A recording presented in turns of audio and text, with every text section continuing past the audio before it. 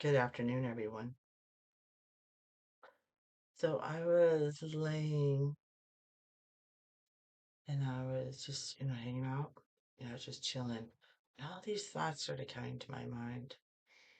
So I want to talk a little bit about age. So a lot of people in the workforce are younger that's in management. And usually they have people um who have their backs. And not in all cases. Um Here recently I started hearing they're young. They're 23, even from their own staff. And I was like, I was 6 pulling rocks on my dad's jobs. I was 9 with, what was it, 500 pieces of lumber or 9. And every day he had me move them around wherever he was. All of them. I got paid, I think, a nickel a board. Um, I just kept moving forward. I've had cocktail waitress jobs. Um, all through my life, I've worked. But I never really ever looked at myself as management because I didn't. I just wanted to work, I wanted to make money, and I wanted to do the right thing. All the things that my dad taught me in all the different companies I worked for in construction um, really paid off later in my life. It gave me discipline. It told me it showed me what to look for, what was missing, things like that. But when I was in my 20s, I wasn't thinking that way. And things happen. We make mistakes. But if you want to put them on your stake and ride through town with it, that's not godly. And that's not how this is done. We learn by our own mistakes because we do. And we're not that same person a year ago, and some people just don't know the power they have. And they do everything in their power. You know, they go to the door and they say this, and this, and it gets done. But then it's back on there again. Send it like get rid of the first one. You know, it doesn't matter the age. You should always respect that person. You don't know if they went to school. You don't know how they were raised. They don't know if she's somebody's granddaughter or he's somebody's grandchild. You don't know.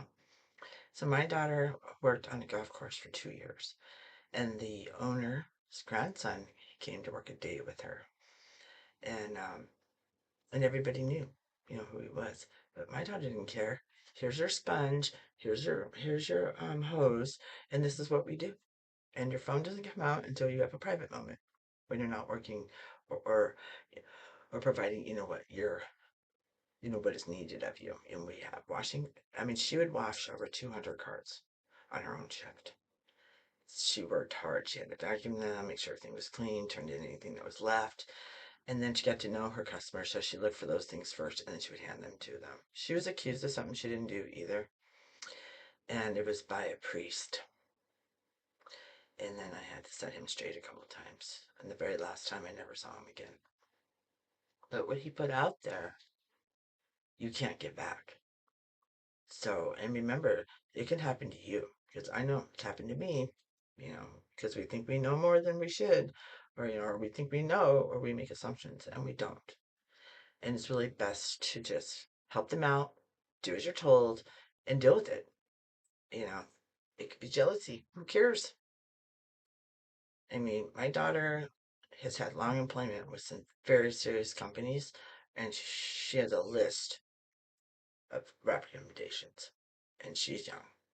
And I'm so proud of her. I can't tell you how proud of her I am of her. And there's a person too that I'm really proud of.